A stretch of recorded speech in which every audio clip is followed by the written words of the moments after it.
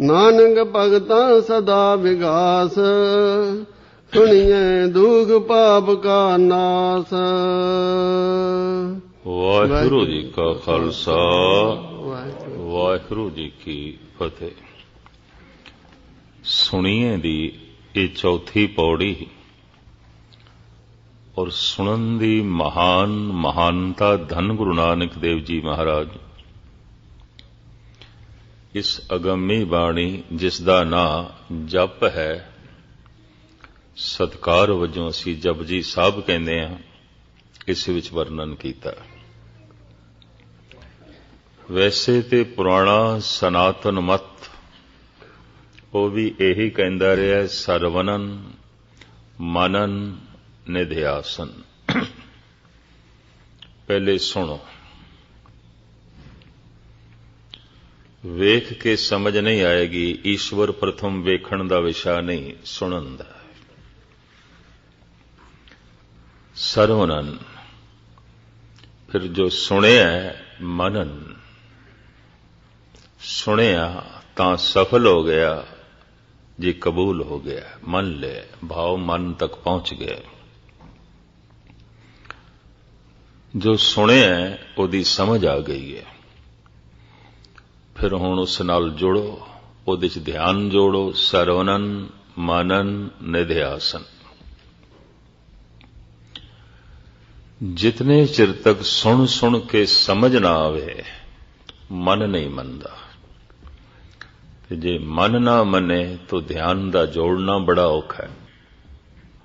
ਔਰ ਸੁਣਨਾ ਉਸ ਦਿਨ ਸਫਲ ਹੋ ਜਾਂਦਾ ਹੈ ਜਦ ਸੁਣਦਿਆਂ ਹੀ ਰੱਬੀ ਗੁਣ ਅੰਦਰ ਪੈਦਾ ਹੋ ਜਾਣ, ਸੁਣਨ ਦਾ ਇਤਨਾ ਪ੍ਰਭਾਵ ਪੈ ਜਾਏ।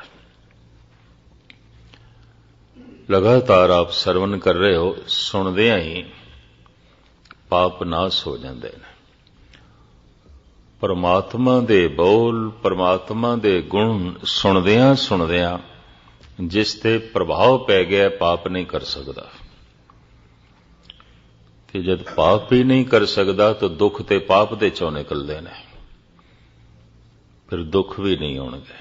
ਨਾਨਕ ਭਗਤਾਂ ਸਦਾ ਵਿਗਾਸ, ਸੁਣੀਏ ਦੁਖ ਪਾਪ ਕਾ ਨਾਸ। ਅੱਜ ਦੀ ਜਿਹੜੀ ਪੌੜੀ ਹੈ, ਪਾਤਸ਼ਾਹ ਕਹਿੰਦੇ ਨੇ, ਸੁਣੀਏ ਸਾਰਾ ਗੁਣਾ ਕਹੇਗਾ। ਸੁਣਨ ਦੇ ਨਾਲ ਉਹ ਜੋ ਗੁਣਾਂ ਦਾ ਸਰ ਹੈ, ਗੁਣਾਂ ਦਾ ਸਾਗਰ ਹੈ।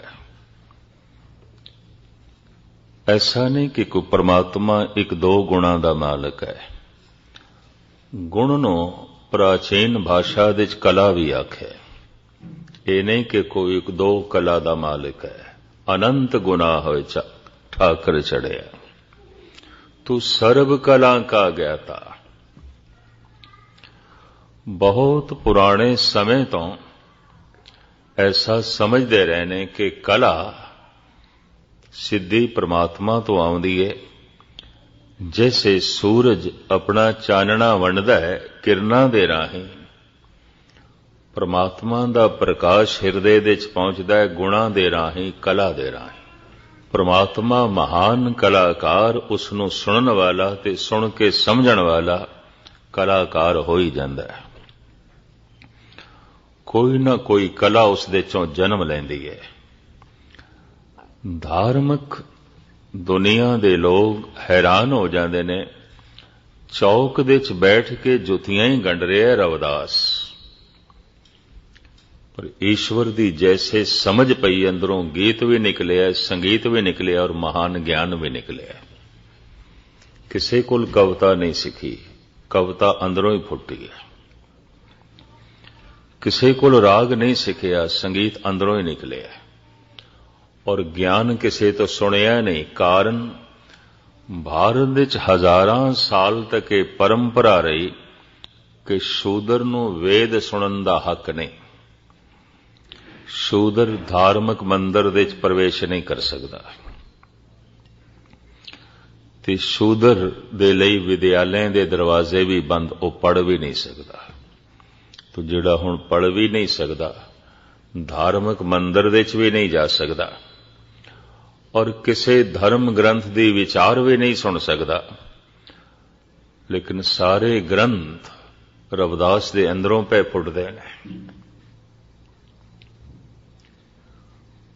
परमात्मा दा प्रभाव है और सारे गुण रविदास दे अंदरों जन्म लेंदे पे ने। रविदास की निर्माणता भी देखण वाली। वो कहंदे ने नागर जना मेरी जात बखियात चमारंग। ऐ नगरी दे वासियो, ऐ बनारस दे वासियो,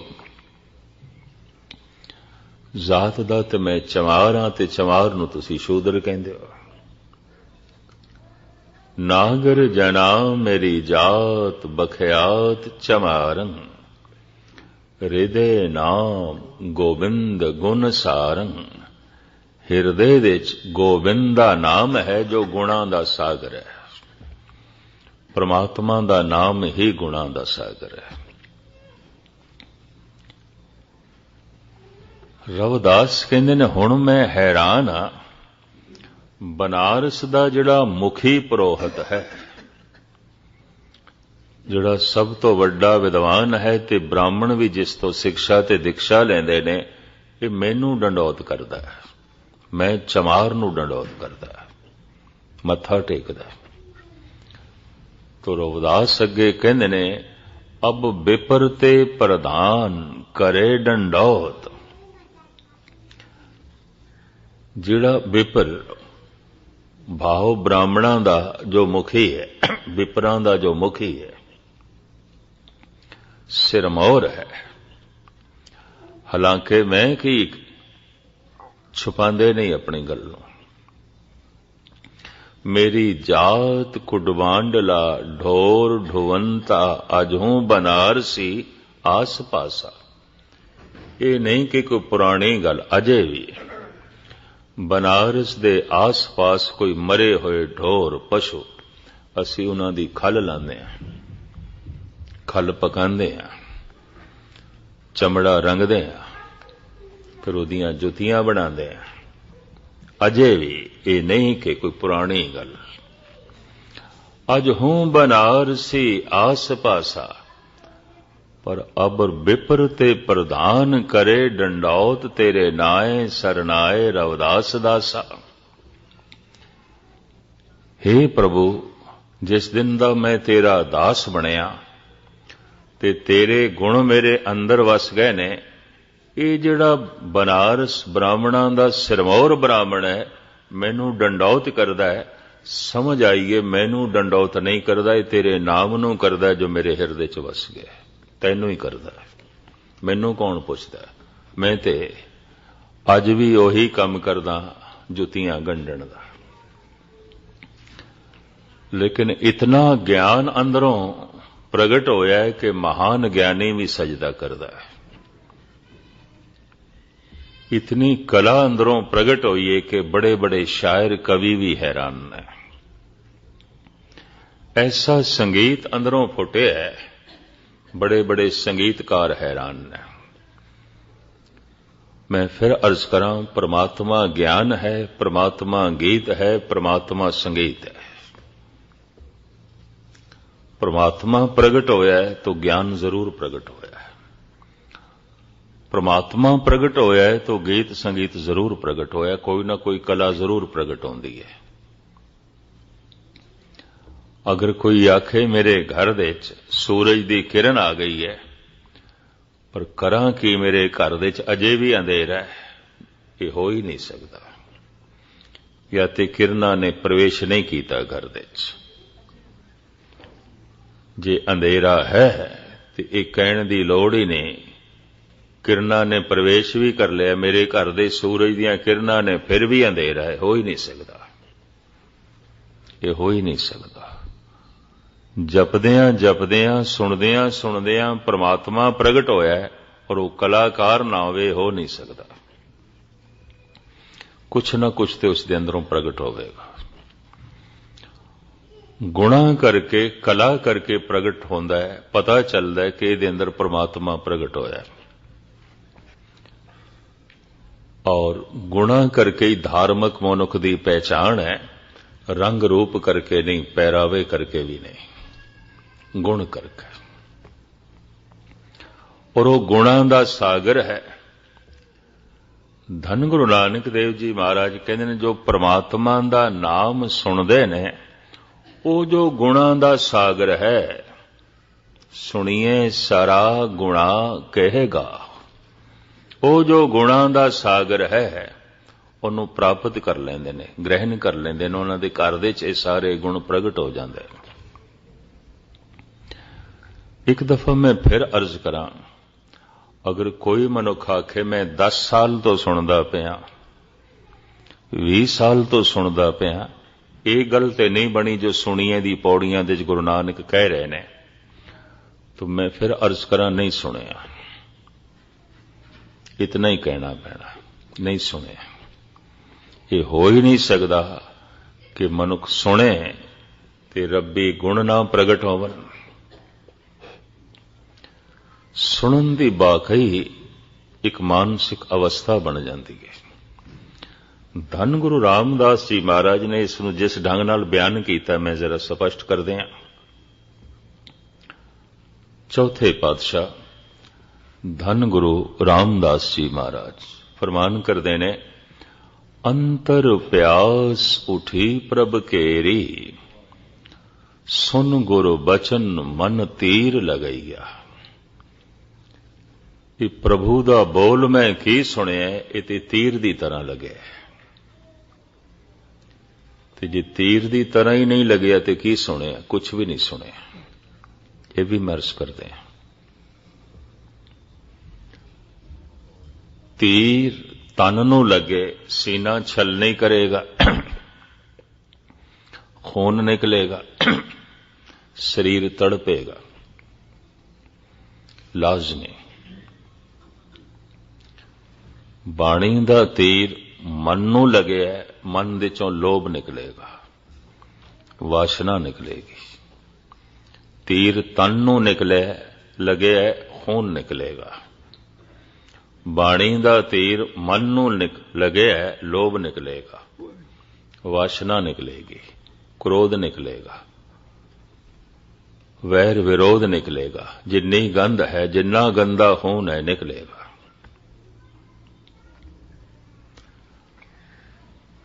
तन दे चों खून निकले, तन तड़पेगा। यकीन जानो जद मन दे चों लोभ निकलदा है, वासना निकलदी है, उदों भी मन तड़पदा, क्योंकि तीर है। अंतर प्यास उठी प्रभ केरी, सुन गुर बचन मन तीर लगैया। तीर नाल मन दे चों लोभ निकलना शुरू होया। गुरु अमरदास जी ने फरीद दे सलोकां दे च बकायदा खुलासा भी कीता है। बाबा फरीद कहते ने, रत्ती रत ना निकले, जे तन चीरे कोए। रत्ती एक छोटा जिहा फल होंदा है, जम्मू कश्मीर दे च बड़ा है। सब तो पहले तोलन दा बाट रत्ती तो शुरू होया। क्यों? 1000 रत्तियां होवन, उन्हां दा वजन इक्को होंदा है। इक्को ही आकार दियां, इक्को ही वजन दियां। किसी भी दरख्त नूं बाकी जिहड़े फल लगदे ने इक्को वजन दे नहीं होंदे और इक्को आकार दे भी नहीं होंदे। सिर्फ रत्ती है इक्को ही आकार दी और इक्को ही वजन दी। और लाल रंग, लाल रंग नूं रत्ता रंग भी कहंदे ने। रत्ता रत्ता लाल, चूंकि लाल रंग है, छोटी जही है, रत्ती कहते हैं। रत्ती दा अर्थ यह भी है प्रेम नाल भेजी हुई। रत्ती दा अर्थ यह भी है खून। रत खून, रत प्रेम। जैसे धन गुरु गोबिंद सिंह जी महाराज फरमान कर देन ना, एक रति बिन एक रति के सवैया पढ़दे हो गए। एक रति बिन एक रति के, एक दी रत तो बिना, एक दे प्रेम तो बिना बंदा इंज है जिवें एक रत्ती, एक मामूली रत्ती। की है रत्ती दी की कीमत है? कुछ भी नहीं। उस मनुख दी की कीमत है? कुछ भी नहीं। वो तो एक रत्ती जिन्ना है। रत्ती तो बिना मनुख रत्ती जिन्ना है, पर ये दो दफा जो रत्ती शब्द आया है दो अर्थां दे च आया है, एक अर्थ दे च नहीं। रत्ती एक रति बिन एक रति के, एक रति बिन एक दे प्यार तो बिना, एक रति के एक रत्ती वर गई है और कुछ भी नहीं। बाबा फरीद कहते ने रत्ती रत ना निकले। हुण ये जिहड़ा रत्ती शब्द है इक्को ही समय दो अर्थ रखदा है, इहनूं चित्रा अलंकार करके कहंदे ने। बाबा फरीद कहते ने रत्ती रत ना निकले। वास्तविक जो रत्ता है, जो परमात्मा दे रंग दे च रंगी हुई है, ਉਹਦੇ ਅੰਦਰੋਂ रत नहीं निकलती, ਉਹਦੇ अंदर रत नहीं आउंदी। बड़ा भारी भुलेखा पै सकदा है। हालांकि फरीद ने भुलेखा पाया नहीं, अपने अनुभव के आधार पर ठीक कह दिता है। रत्ती रत न निकले जे तन चीरे कोई, क्योंकि अगे रत नूं कहंदे ने लहू। रत्ती जितनी भी रत उस दे अंदरों नहीं निकलेगी।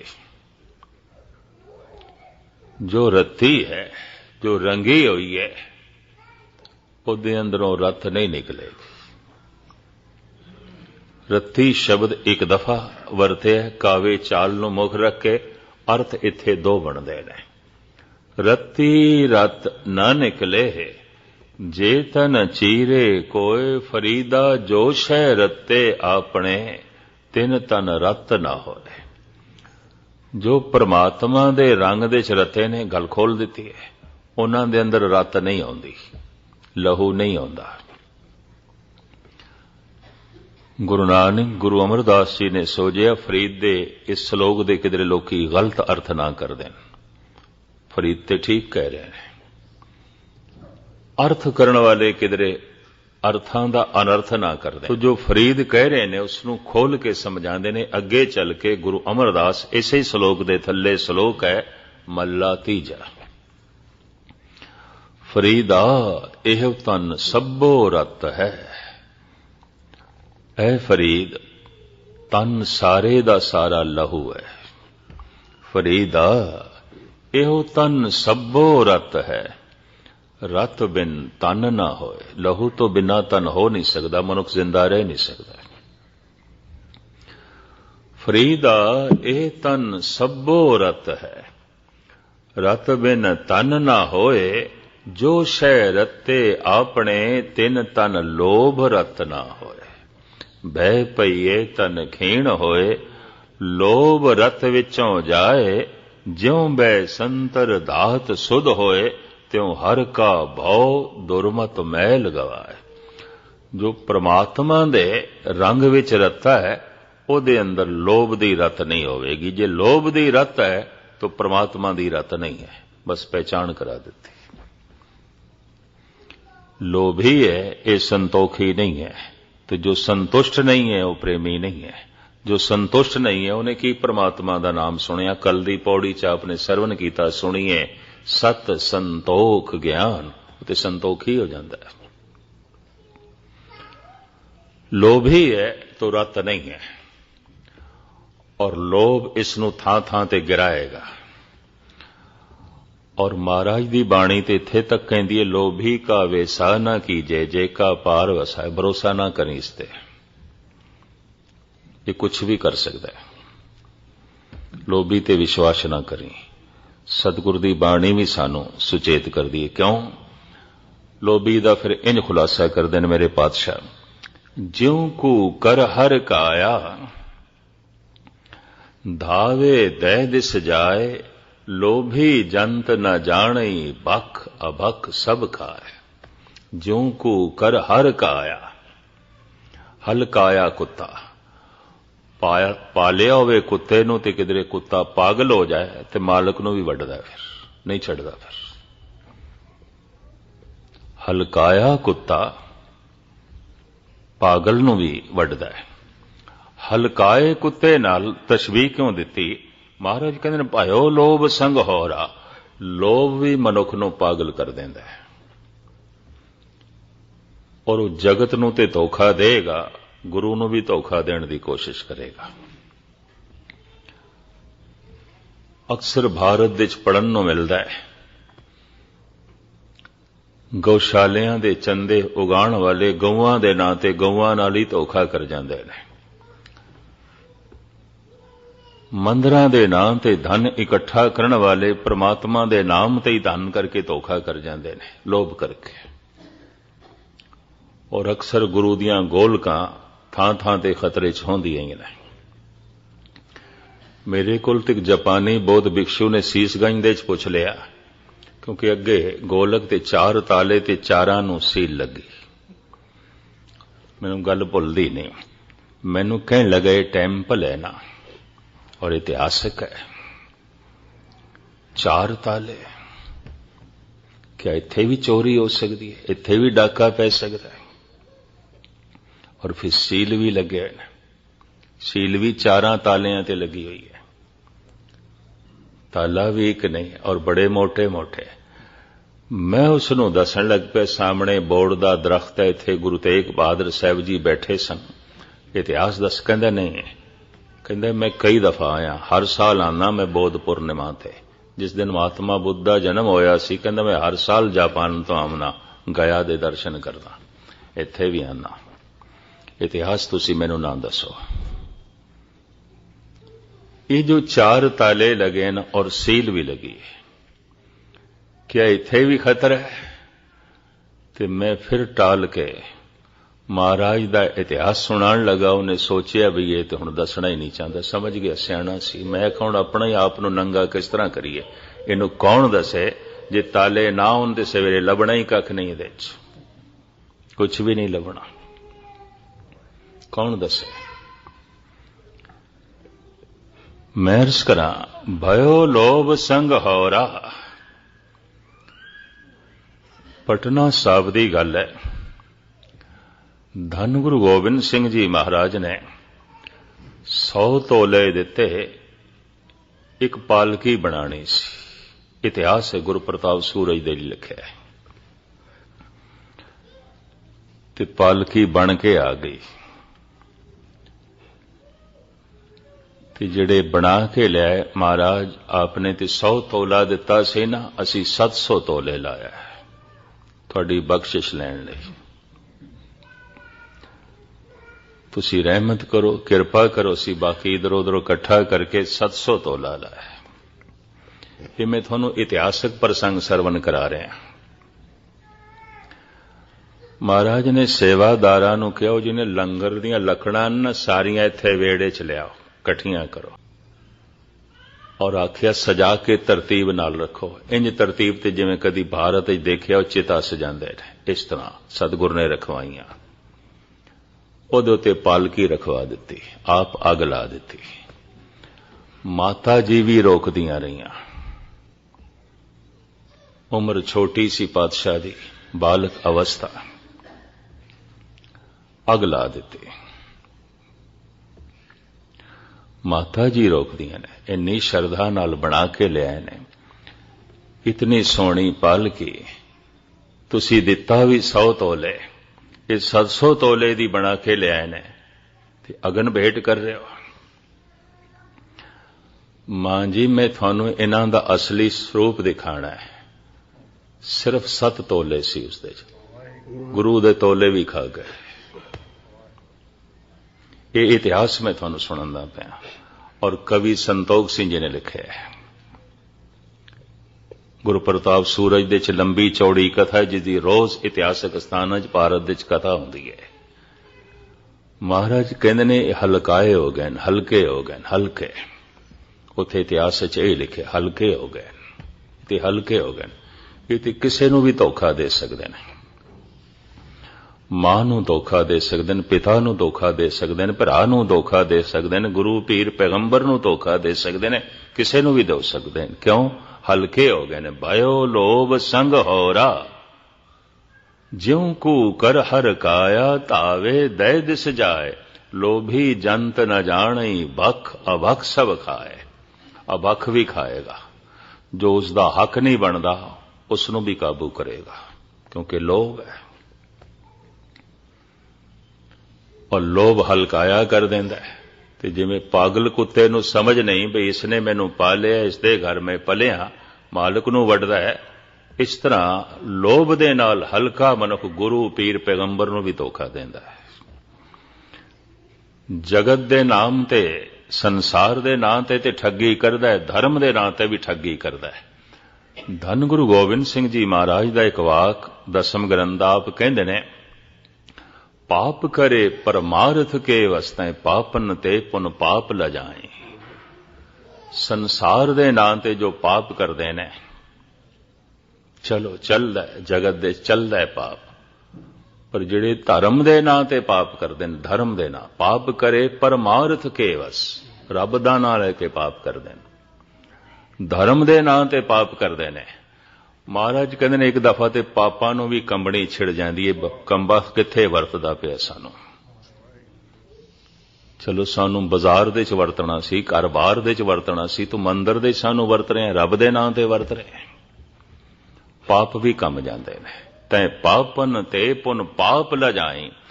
उस पापी तो पाप भी शर्मसार हो जांदे ने, लजाएमान हो जांदे ने। पाप भी कहंदे ने तू कित्थे पिया वरतदा सानू, किहड़ी थां ते पिया वरतदा है।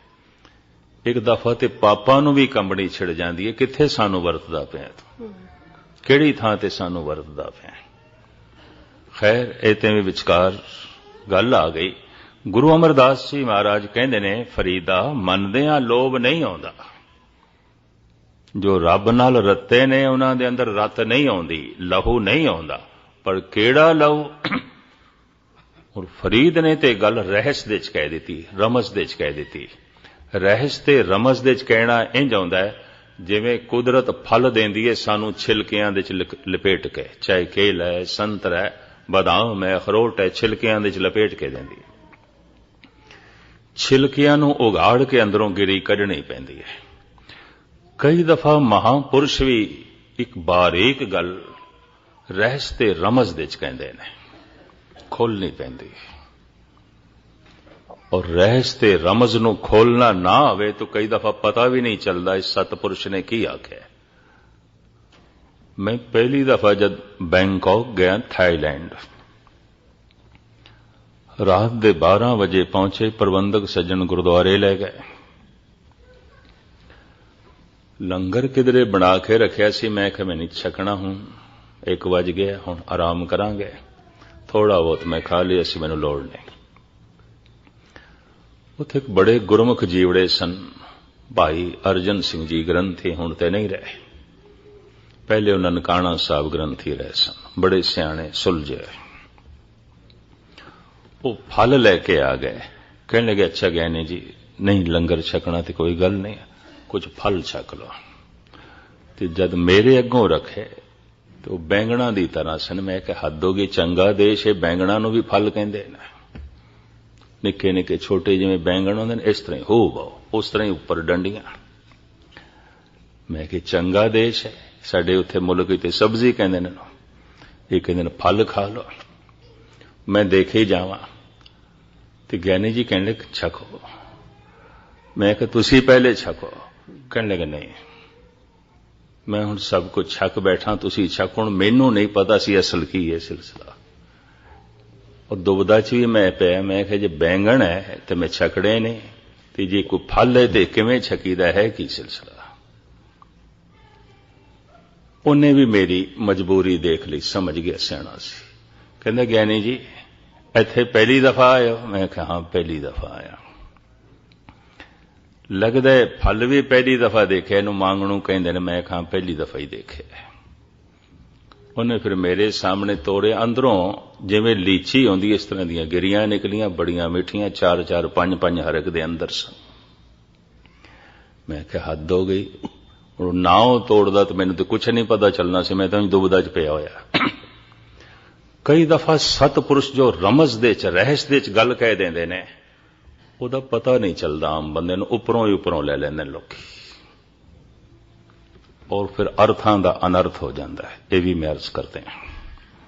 जैसे चलो इस फरीद की गल नूं ही उपरों ले लईए, रत्ती रत न निकले जे तन चीरे कोए, रत्ती जितनी भी रत नहीं निकलेगी मेरे तन नूं कोई चीरे।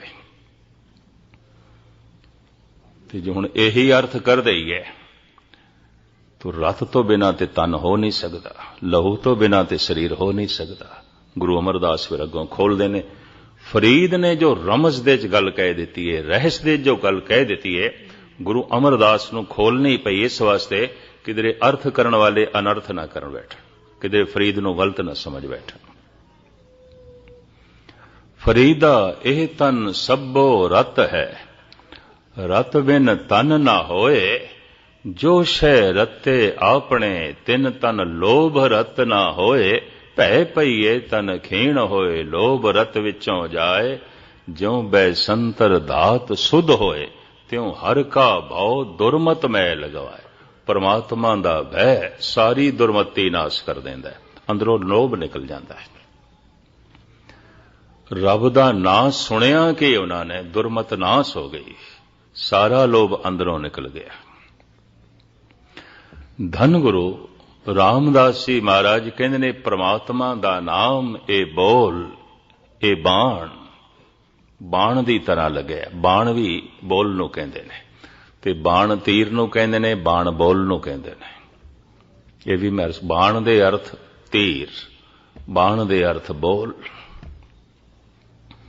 अंतर प्यास उठी प्रभ केरी, सुन गुरु बचन मन तीर लगैया। ये प्रभु दी बाणी दा बाण की लगया, प्यास पैदा हो गई है।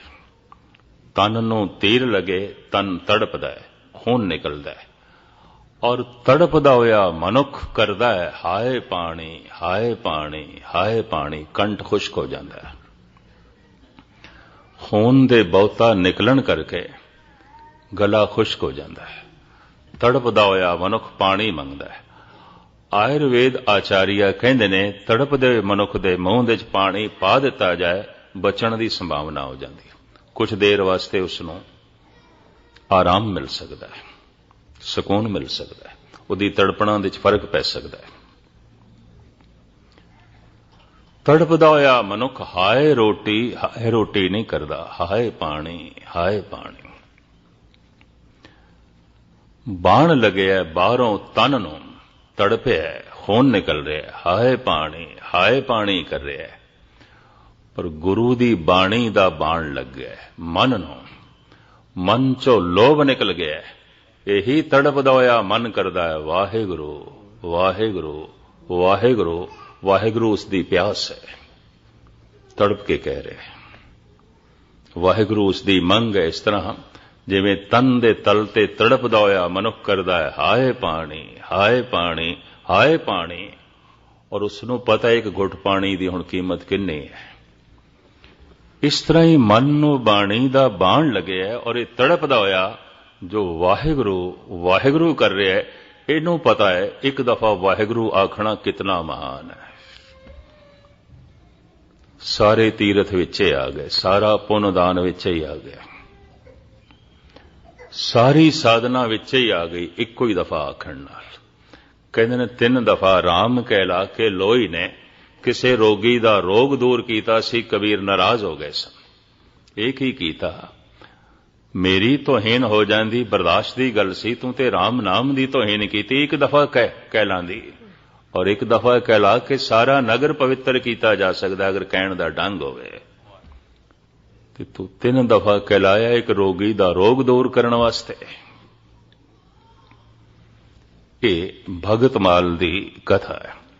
धन गुरु रामदास जी महाराज फरमान करते ने, अंतर प्यास उठी प्रभ केरी, सुन गुरु बचन मन तीर लगैया, मन की बिरथा मन ही जाने, अवर के जाने को पीर परैया। तीर तन नूं लगे पीड़ ते हुंदी है, ते बाणी दा बाण मन नूं लगे पीड़ ते हुंदी है। और मैं अर्ज करां, कोई दुनियादार इतनी पीड़ा चो नहीं लंघदा जितने भगत लंघदे ने। और उन्होंने बड़ी वड्डी पीड़ा का जिक्र किया है, क्योंकि जब सुन लिया है तो समझ आ गई है हुण परमात्मा तो बिना रहना बड़ा औखा है। हर बिन नींद भूख कहो कैसी, कापड़ तन ना सुखावे। गुरु अर्जन देव जी महाराज कहते ना हुण अन्न पानी चंगा लगता है, ना चंगे वस्त्र पहनना चंगा लगता है। हे प्रभु हुण तैथों बिना होर कुछ भी नहीं चंगा लगता, हुण तू ही मिल। मन नूं ऐसा तीर लगे। भगत कबीर ने भी इसका जिक्र किया है। जदों मैनू ये तीर लगे है तो अपनी अवस्था का जिक्र कर देना, वो भी थोड़े सामने में बयान कर दें। भगत कबीर कहते ने, कबीर गूंगा हुआ बावरा, बहरा हुआ कान, पांव ते पिंगल भया, मारिया सतगुरवान। सतगुरु ने बाणी दा बाण की मारिया और ये बाण मैनू की लगे है, गूंगा हो गया, गूंगा हो गया, दो पक्षों गूंगा हो गया। हुण तक मैं मिथ्या नहीं बोल सकता, गलत बयानी नहीं कर सकता, निंदा नहीं कर सकता, मैं चुगली नहीं कर सकता, मैं मिथ्या नहीं बोल सकता, मैं कौड़ा नहीं बोल सकता। जबान दे 4 दोख मन्ने गए ने। आप दी ज्ञात लई अर्ज करा, मिथ्या बोलना, कौड़ा बोलना, फिजूल दी गप सप जिसदा कोई सार नहीं, और निंदा। इस जबान दे 4 दोख मन्ने गए ने। इसी तरीके दे नाल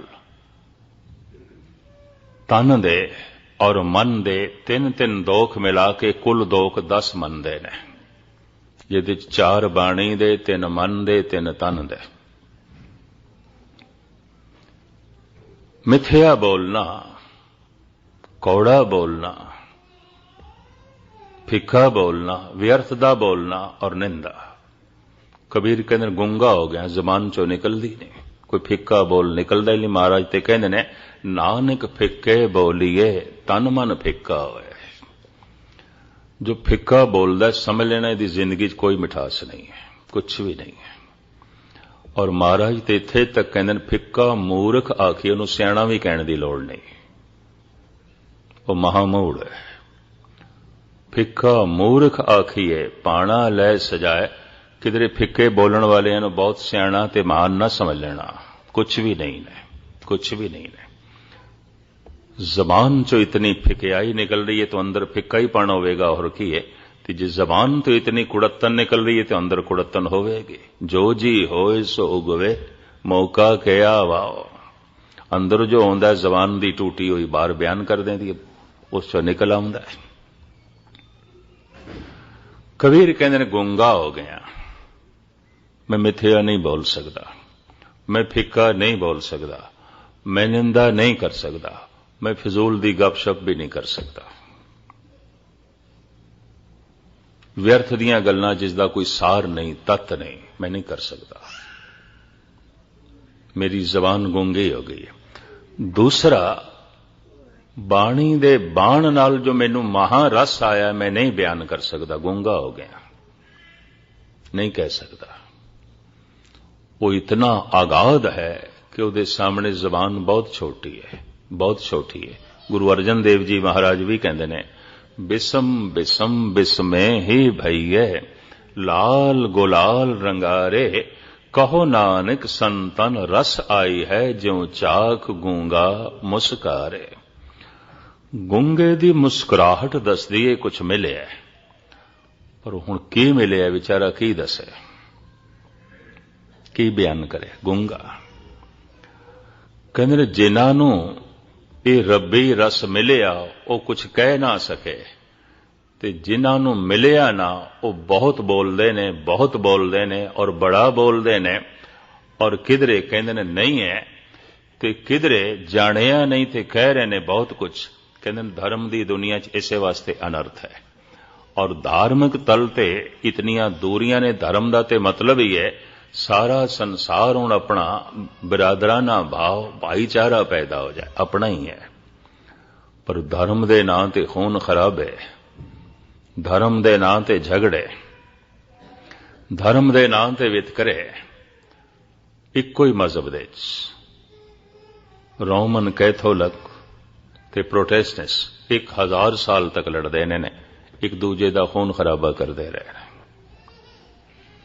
ਇੱਕੋ ਹੀ ਘਰਾਨਾ ਹਜ਼ਰਤ ਇਬਰਾਹੀਮ ਦਾ ਯਹੂਦੀ ਈਸਾਈ ਪਾਰਸੀ ਤੇ ਇਸਲਾਮ ਸਦੀਆਂ ਤੋਂ ਖੂਨ ਖਰਾਬਾ ਕਰਦੇ ਆ ਰਹੇ ਨੇ ਔਰ ਅਜੇ ਤੱਕ ਵੀ ਮਨ ਮੁਟਾਵ ਹੈ, ਕੋਈ ਸੁਲਹ ਸਫਾਈ ਨਹੀਂ ਹੈ।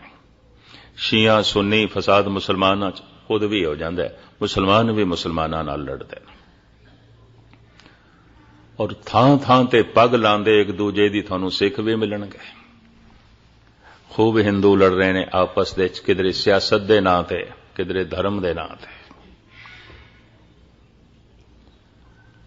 जितना खून खराबा रूहे जमीन ते राजनीति करके होया है, कुछ विद्वान ते कहते धर्म दे नां तो उस तो दुगना होया है। सन 47 दे जदों देश दी वंड होई, जिहड़े हिंदू सिख उत्थे रह गए अपना धर्म छड़ दिता, वो अज भी उत्थे ही ने। 2-4 दफा जसदास ननकाना साहब पंजा साहब गया, मिले, उचेचा मिलन लिया है। और जो अपने प्राचीन ईमान नूं बचाना चाहते सन, अद्धे कतल होए, बेचारे कुछ जाना बचा के आए। धर्म दे नां ते इतना खून खराबा और इस तरह हिंदुस्तान दे चोए कतल। ये मुसलमान है कत्ल करो, ये हिंदू है कत्ल करो, ये सिख है मारो। जगत दे च धर्म दे नां ते खून खराबा बहुत ज्यादा होया है, ये भी मैं अर्ज कर दिया। राजनीति नालों भी ज्यादा होया है।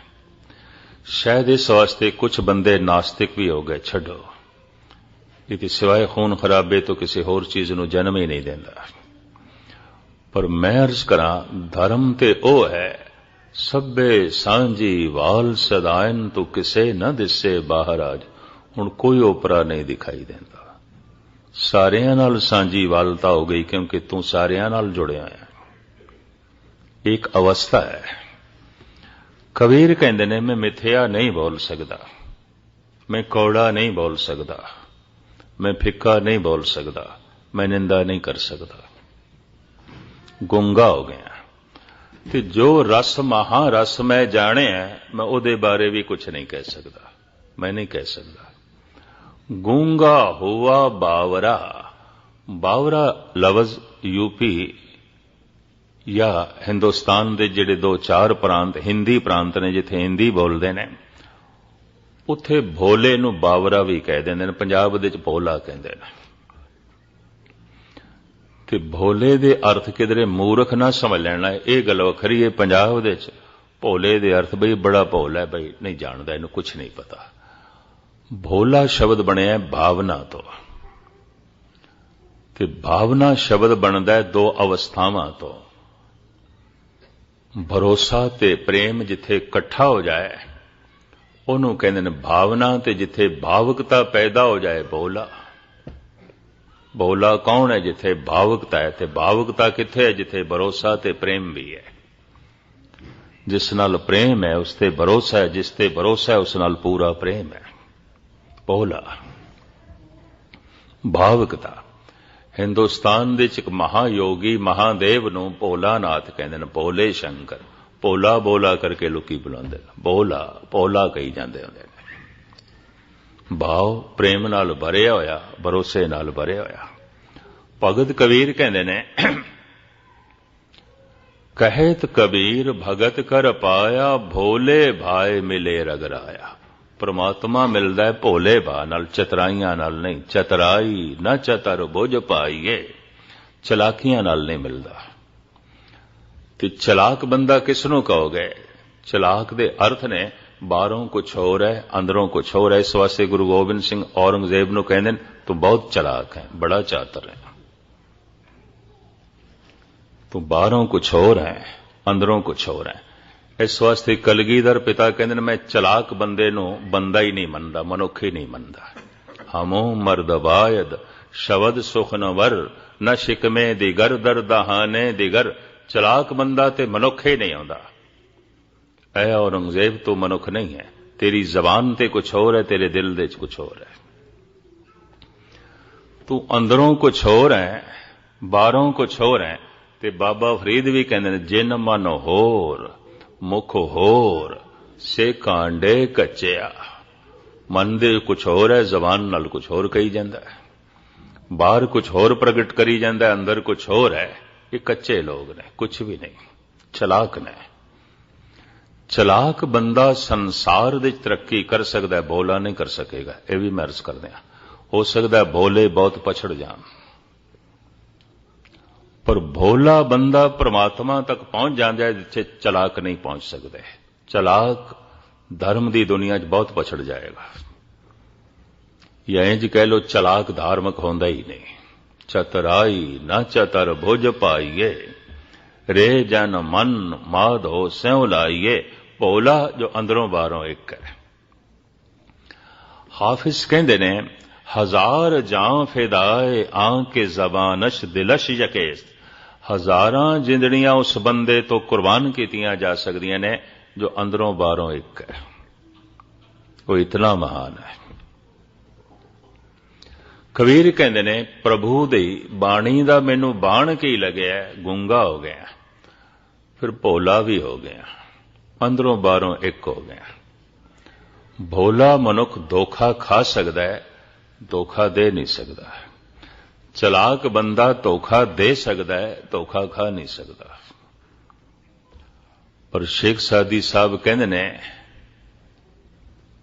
ਹਜ਼ਾਰ ਦਫਾ ਧੋਖਾ ਖਾ ਜਾਣਾ ਬਿਹਤਰ ਹੈ ਬਨਿਸਬਤ ਇੱਕ ਦਫਾ ਕਿਸੇ ਨੂੰ ਧੋਖਾ ਦੇਣਾ। ਮੈਂ ਲਫ਼ਜ਼ ਫਿਰ ਦੁਹਰਾ ਦਿਆਂ। ਇਹ ਫਕੀਰ ਕਹਿੰਦਾ ਹੈ, ਹਜ਼ਾਰ ਦਫਾ ਧੋਖਾ ਖਾ ਜਾਣਾ ਬਿਹਤਰ ਹੈ ਬਨਿਸਬਤ ਇੱਕ ਦਫਾ ਕਿਸੇ ਨੂੰ ਧੋਖਾ ਦੇਣਾ। ਇੱਕ ਦਫਾ ਧੋਖਾ ਦੇਣ ਨਾਲ ਜੋ ਧਾਰਮਿਕ ਨੁਕਸਾਨ ਹੋ ਜਾਂਦਾ ਹੈ, ਕਈ ਦਫਾ ਬੜੇ ਬੜੇ ਜਪ ਤਪ ਨਾਲ ਵੀ ਉਸ ਦੀ ਪੂਰਤੀ ਨਹੀਂ ਹੁੰਦੀ। ਇਤਨਾ ਮਨੁੱਖ ਨੂੰ ਨੁਕਸਾਨ ਹੋ ਜਾਂਦਾ ਹੈ। ਅਧਿਆਤਮਕ ਰੂਹਾਨੀ ਦੁਨੀਆ ਚੋਂ ਇਤਨਾ ਪਛੜ ਜਾਂਦਾ ਹੈ, ਇਤਨਾ ਪਿੱਛੇ ਚਲਾ ਜਾਂਦਾ ਹੈ। ਕਬੀਰ ਕਹਿੰਦੇ ਨੇ, ਭੋਲਾ ਹੋ ਗਿਆ, ਗੂੰਗਾ ਹੁਆ ਬਾਵਰਾ, ਬਹਿਰਾ ਹੁਆ ਕਾਨ। ਕੰਨਾਂ ਤੋਂ ਵੀ ਬਹਿਰਾ ਹੋ ਗਿਆ, ਮੈਂ ਝੂਠ ਸੁਣਦਾ ਵੀ ਨਹੀਂ। ਕਰਨ ਨਾ ਸੁਨੇ ਕਾਹੂ ਕੇ ਨਿੰਦਾ। ਹੁਣ ਮੈਂ ਨਿੰਦਾ ਕਿਸੇ ਦੀ ਸੁਣਦਾ ਵੀ ਨਹੀਂ, ਝੂਠ ਸੁਣਦਾ ਵੀ ਨਹੀਂ, ਮੈਂ ਮਿੱਥਿਆ ਸੁਣਦਾ ਵੀ ਨਹੀਂ। ਕੰਨਾਂ ਤੋਂ ਵੀ ਬਹਿਰਾ ਹੋ ਗਿਆ, ਮੈਨੂੰ ਇਹ ਕੁਝ ਸੁਣਾਈ ਨਹੀਂ ਦਿੰਦਾ। ਦਰਅਸਲ ਮਨੁੱਖ ਜੋ ਕੁਝ ਸੁਣਨਾ ਚਾਹੁੰਦਾ ਹੈ, ਉਹੀ ਕੁਝ ਸੁਣਾਈ ਦਿੰਦਾ ਹੈ। ਮਨੋਵਿਗਿਆਨਕ ਹੈਰਾਨ ਨੇ। ਬਾਹਰ ਰਾਤ ਦਾ ਵਕਤ ਹੈ, ਜ਼ੋਰ ਦੀ ਬਾਰਿਸ਼ ਹੋ ਰਹੀ ਹੈ ਔਰ ਆਵਾਜ਼ ਹੈ, ਬੱਦਲ ਗਰਜਦੇ ਪਏ ਨੇ। ਮਾਂ ਦੀ ਅੱਖ ਨਹੀਂ ਖੁੱਲੀ। ਜ਼ੋਰ ਦੀਆਂ ਹਵਾਵਾਂ ਦੇ ਨਾਲ ਖਿੜਕੀਆਂ ਦਰਵਾਜ਼ਿਆਂ ਦੀ ਖੜਖੜਾਹਟ ਵੀ ਹੈ, ਮਾਂ ਦੀ ਅੱਖ ਨਹੀਂ ਖੁੱਲੀ।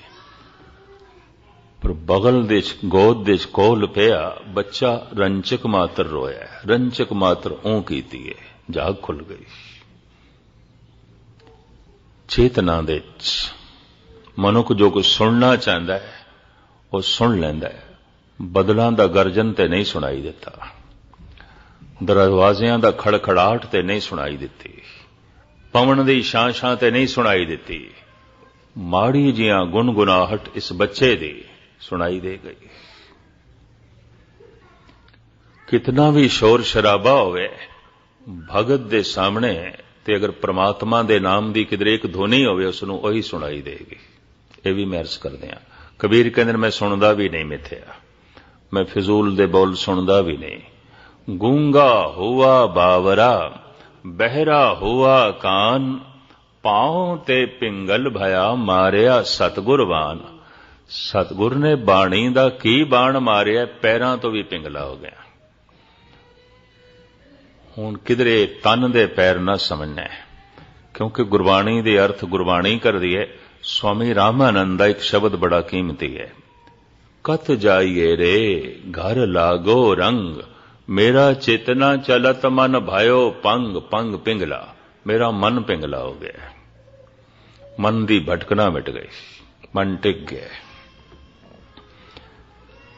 ਇੱਕ ਮਹਾਨ ਸ਼ਾਇਰ ਹੋਇਆ ਭਾਰਤ ਦੇ ਵਿੱਚ ਉਰਦੂ ਦਾ, ਉਸ ਦਾ ਇੱਕ ਬੋਲ ਬੜਾ ਕੀਮਤੀ ਹੈ। ਮਿਰਜ਼ਾ ਗਾਲਿਬ ਕਹਿੰਦਾ, ਮੇਰੇ ਟੂਟੇ ਹੋਏ ਪਾਏ ਤਲਬ ਕਾ ਮੁਝ ਪੇ ਐਸਾ ਹੈ। ਇਹ ਜੋ ਮੇਰੇ ਪੈਰ ਟੁੱਟ ਗਏ ਨੇ, ਟੁੱਟੇ ਹੋਏ ਪੈਰਾਂ ਦਾ ਮੇਰੇ ਉੱਤੇ ਬਹੁਤ ਵੱਡਾ ਅਹਿਸਾਨ ਹੈ। ਕਹਿੰਦਾ, ਮੈਂ ਇਹਨਾਂ ਦਾ ਸ਼ੁਕਰਾਨਾ ਕਰਦਾ, ਧੰਨਵਾਦ ਕਰਦਾ ਬਾਰ-ਬਾਰ। ਹੱਦ ਹੋ ਗਈ, ਟੁੱਟੇ ਪੈਰਾਂ ਦਾ, ਟੁੱਟ ਗਏ ਨੇ, ਚੰਗਾ ਹੋਇਆ ਹੈ। ਮੇਰੇ ਟੂਟੇ ਹੋਏ ਪਾਏ ਤਲ, ਪਾਏ ਪੈਰਾਂ ਨੂੰ ਕਹਿੰਦੇ ਨੇ ਪਰਸ਼ੀਅਨ ਦੇ ਵਿੱਚ। ਮੇਰੇ ਟੂਟੇ ਹੋਏ ਪਾਏ तलब का मुझ पे ऐसा है, तुम्हारे दर से अब उठकर कहीं जाया नहीं जाता। ए खुदा, मैं तेरे बूए जोगा ही हो गया, हुण किथे जावां, पैर ही नहीं रहे, मैं तो तेरे दर जोगा ही हो गया। तुम्हारे दर से अब उठकर कहीं जाया नहीं जाता। मोहब्बत असल में मखमूर वो राज़े हकीकत है, समझ में आ गया है फिर भी समझ आया नहीं जाता। ऐ खुदा, तेरी गल ते समझ च आ गई, पर हुण की करा, इतनी मजबूरी है, मैं समझा नहीं सकता, कह नहीं सकता। जिन्हां दी समझ च आया वो कह ना सके, ते गुस्ताखी माफ अक्सर जो कहंदे रहिंदे ने, समझ नहीं, समझ नहीं, या पूरा कह नहीं सकते, कथन नहीं कर सकते। क्या हो कथी कथे, कथ देखा मैं अकथ, ना कथ ना जाई। तो धन गुरु नानक देव जी महाराज कहते, जिन्हां ने सुनिया, सुनना किधरे एवें ना समझ लेना। महाराज कहते, ਉਹ ਜੋ ਗੁਣਾਂ ਦਾ ਸਾਗਰ ਹੈ ਉਹਨੂੰ ਗ੍ਰਹਿਣ ਕਰ ਲੈਂਦੇ ਨੇ, ਉਸ ਨੂੰ ਪ੍ਰਾਪਤ ਕਰ ਲੈਂਦੇ ਨੇ। ਉਹਨਾਂ ਦੇ ਅੰਦਰ ਪਤਾ ਨਹੀਂ ਕਿਤਨੇ ਰੱਬੀ दैवी ਗੁਣ ਜੋ ਹੈ ਪੈਦਾ ਹੋ ਜਾਂਦੇ ਨੇ, ਇਸ ਤਰ੍ਹਾਂ ਦੇ ਉਹ ਮਹਾਨ ਹੋ ਜਾਂਦੇ ਨੇ। ਹਾਂਜੀ, ਸੁਣਿਆ ਸੇਖ ਪੀਰ ਪਾਤਸ਼ਾਹ, ਪ੍ਰਭੂ ਦਾ ਨਾਮ ਸੁਣਦਿਆਂ ਹੀ ਅਧਿਆਤਮਕ ਦੌਲਤ ਦੇ ਤਲ ਤੇ ਉਹ ਬਾਦਸ਼ਾਹਾਂ ਦੇ ਬਾਦਸ਼ਾਹ ਹੋ ਜਾਂਦੇ ਨੇ। ਜਿਸ ਨੂੰ ਬਖਸ਼ੇ ਸਿਫਤ ਸਾਲਾ ਨਾਨਕ ਪਾਤਸ਼ਾਹੀ ਪਾਤਸ਼ਾਹ, ਉਹ ਪੀਰ ਬਣ ਜਾਂਦੇ ਨੇ। ਮੁਸਲਮਾਨੀ ਦੁਨੀਆ 'ਚ, ਇਸਲਾਮ ਦੇ 'ਚ ਇੱਕ ਧਾਰਮਿਕ ਸੰਤ ਨੂੰ ਪੀਰ ਕਹਿੰਦੇ ਨੇ, ਫਕੀਰ ਕਹਿੰਦੇ ਨੇ, ਸ਼ੇਖ ਕਹਿੰਦੇ ਨੇ। ਮਹਾਨ, ਇਹ ਤੇ ਬਹੁਤ ਵੱਡਾ ਹੋ ਗਿਆ, ਸ਼ੇਖ ਹੋ ਗਿਆ, ਇਹ ਤੇ ਪੀਰ ਹੋ ਗਿਆ, ਅੱਗੇ ਹੋ ਗਿਆ, ਇਹਨੂੰ ਤੇ ਮਹਾਨਤਾ ਪ੍ਰਾਪਤ ਹੋ ਗਈ ਹੈ। ਮਹਾਰਾਜ ਕਹਿੰਦੇ ਨੇ, ਪ੍ਰਮਾਤਮਾ ਦਾ ਨਾਮ ਸੁਣਨ ਵਾਲਾ ਪੀਰ ਹੋ ਜਾਂਦਾ ਹੈ, ਸ਼ੇਖ ਹੋ ਜਾਂਦਾ ਹੈ, ਬਾਦਸ਼ਾਹਾਂ ਦਾ ਬਾਦਸ਼ਾਹ ਹੋ ਜਾਂਦਾ ਹੈ, ਉਹ ਮਾਮੂਲੀ ਫਰਦ ਨਹੀਂ ਰਹਿ ਜਾਂਦਾ। ਹਾਂਜੀ, ਸੁਣੀਏ ਅੰਧੇ ਭਾਵੇਂ ਰਾਹ, ਪ੍ਰਮਾਤਮਾ ਦਾ ਨਾਮ ਜੋ ਸੁਣਦੇ ਨੇ, ਮਨ ਦੇ ਜਿਹੜੇ ਅੰਧੇ ਨੇ ਉਹਨਾਂ ਨੂੰ ਵੀ ਅੱਖਾਂ ਮਿਲ ਜਾਂਦੀਆਂ ਨੇ, ਉਹਨਾਂ ਨੂੰ ਵੀ ਸਮਝ ਆ ਜਾਂਦੀ ਹੈ। ਭਾਵ ਪ੍ਰਮਾਤਮਾ ਦਾ ਮਾਰਗ ਉਹਨਾਂ ਨੂੰ ਵੀ ਦਿਖਾਈ ਦੇਣ ਲੱਗ ਪੈਂਦਾ ਹੈ। ਇਹਨਾਂ ਅੱਖਾਂ ਦੀ ਗੱਲ ਨਾ ਕਰਨੀ। ਸੂਰਦਾਸ ਨੇਤਰਾਂ ਤੋਂ ਹੀਣ ਸੀ, ਪਰ ਪ੍ਰਮਾਤਮਾ ਦਾ ਮਾਰਗ ਉਸ ਨੂੰ ਦਿਖਾਈ ਦਿੱਤਾ, ਉਹ ਰੱਬ ਤੱਕ ਪਹੁੰਚਿਆ। ਔਰ ਉਸ ਦੀ ਪੰਕਤੀ ਗੁਰੂ ਗ੍ਰੰਥ ਸਾਹਿਬ ਜੀ ਮਹਾਰਾਜ ਦੇ ਦਰਜ ਹੈ, ਇਹ ਭਗਤ ਨੇਤਰਹੀਣ ਸੀ, ਭਗਤ ਸੂਰਦਾਸ। ਸਾਰੰਗ ਰਾਗ ਦੇ ਵਿੱਚ ਇਸ ਦਾ ਇੱਕ ਸ਼ਬਦ ਕਿਸੇ ਵਕਤ ਫਿਰ ਨਿਖੇੜਾ ਕਰਾਂਗੇ। ਦਰਅਸਲ ਗੁਰੂ ਨਾਨਕ ਨੇ ਤੇ ਸਾਫ਼ ਕਹਿ ਦਿੱਤਾ, ਅੰਧੇ ਇਹ ਨਾ ਆਖੀਨ ਜਿਨ ਮੁਖ ਲੋਇਣ ਨਾਏ, ਅੰਧੇ ਸੇਈ ਨਾਨਕਾ ਜੋ ਖਸਮੋਂ ਕੋ ਥੇ ਜਾਏ। ਇਹ ਗੱਲ ਵੱਖਰੀ ਹੈ ਕਿ ਬਾਹਰ ਦੀ ਦੁਨੀਆ ਦੇ ਵਿੱਚ ਵੀ ਆਵਾਜ਼ ਮਦਦ ਕਰਦੀ ਹੈ। ਅੰਧੇਰਾ ਹੈ ਤੇ ਅੱਖਾਂ ਦੇ ਵਿੱਚ ਵੀ ਰੋਸ਼ਨੀ ਨਾ ਹੋਵੇ ਤੇ ਦੂਰੋਂ ਮਨੁੱਖ ਆਵਾਜ਼ ਮਾਰੇ ਵੀ ਤੂੰ ਮੇਰੀ ਆਵਾਜ਼ ਦੀ ਸੀਟ ਤੇ ਆ ਜਾ, ਤਾਂ ਆਵਾਜ਼ ਵੀ ਮਾਰਗ ਬਣ ਜਾਂਦੀ ਹੈ। ਬਾਹਰ ਕਿਸੇ ਕਿਸੇ ਵਕਤ ਜਦ ਅੰਧੇਰਾ ਹੈ ਤੇ ਅੱਖਾਂ ਦੇ ਵਿੱਚ ਵੀ ਰੋਸ਼ਨੀ ਨਹੀਂ, ਤਾਂ ਮਨੁੱਖ ਆਵਾਜ਼ ਦੀ ਸੀਟ ਤੇ ਚੱਲ ਪੈਂਦਾ ਹੈ। ਲੇਕਿਨ ਧਾਰਮਿਕ ਦੁਨੀਆ ਦੇ ਵਿੱਚ, ਪਰਮਾਤਮਾ ਦੀ ਦੁਨੀਆ 'ਚ ਤੇ ਸ਼ਬਦ ਹੀ ਰਹਿਬਰੀ ਕਰਦਾ ਹੈ, ਆਵਾਜ਼ ਹੀ ਰਹਿਬਰੀ ਕਰਦੀ ਹੈ।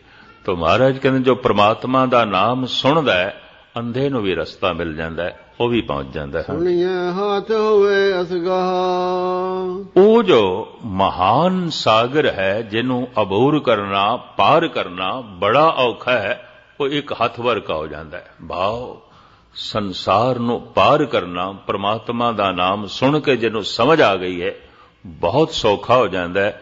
ਜਿਹਨੂੰ ਸਾਈਂ ਬੁੱਲੇ ਸ਼ਾਹ ਨੇ ਇੰਜ ਕਹਿ ਦਿੱਤਾ ਸੀ, ਬੁੱਲਿਆ ਰੱਬ ਦਾ ਕੀ ਪਾਣਾ, ਇਧਰੋਂ ਪੁੱਟਣਾ ਇਧਰੋਂ ਲਾਣਾ। ਜਿੰਨੇ ਚਿਰ ਤੱਕ ਸਮਝ ਨਹੀਂ ਆਈ, ਬਹੁਤ ਔਖਾ, ਬਹੁਤ ਔਖਾ, ਬਹੁਤ ਕਠਿਨ, ਸ਼ਾਇਦ ਇਸ ਵਰਗੀ ਹੋਰ ਕੋਈ ਕਠਿਨਾਈ ਨਹੀਂ। ਔਰ ਜਿਸ ਦਿਨ ਸਮਝ ਆ ਜਾਂਦੀ ਹੈ ਤੇ ਪਤਾ ਚੱਲਦਾ ਹੈ ਇਹ ਤੇ ਖੇਡ ਬਿਲਕੁਲ ਮਾਮੂਲੀ ਸੀ, ਕੋਲ ਹੀ ਪਿਆ ਸੀ ਸਭ ਕੁਝ ਮੇਰੇ, ਸਿਰਫ ਮੈਂ ਸੁੱਤਾ ਹੋਇਆ ਸੀ, ਮੈਂ ਜਾਗਿਆ ਨਹੀਂ।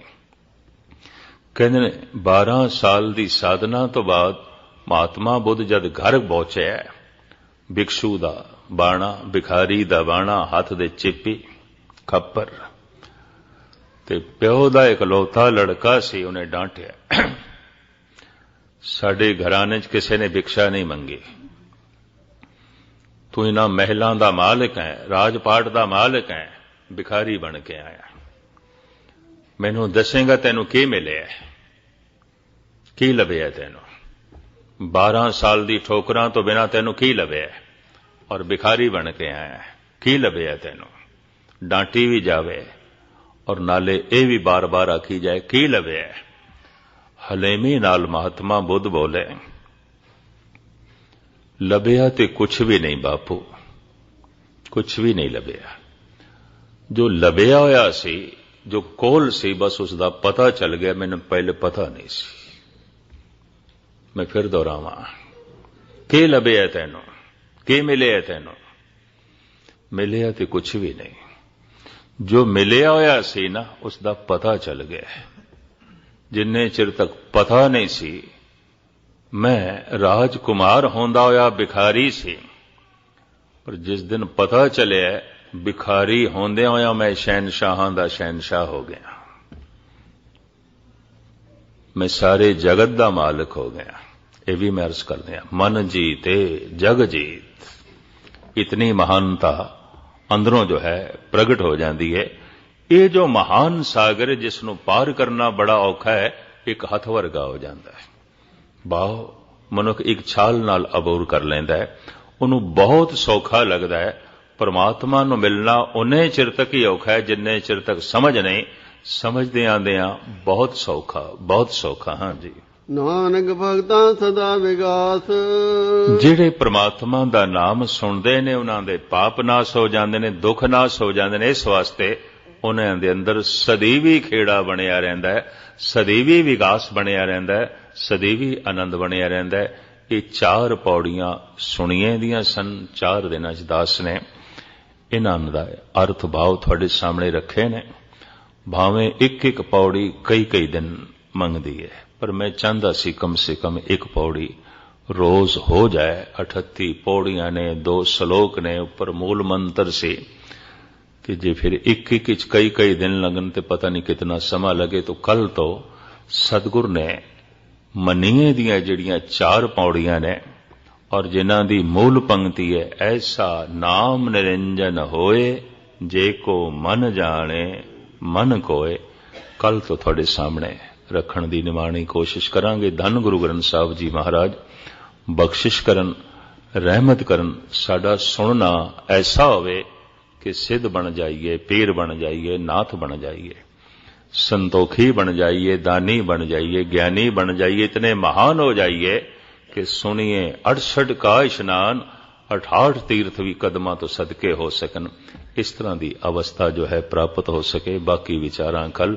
सारियां दा धन्यवाद। बोल चुगदी क्षमा। वाहिगुरू जी का खालसा, वाहिगुरू जी।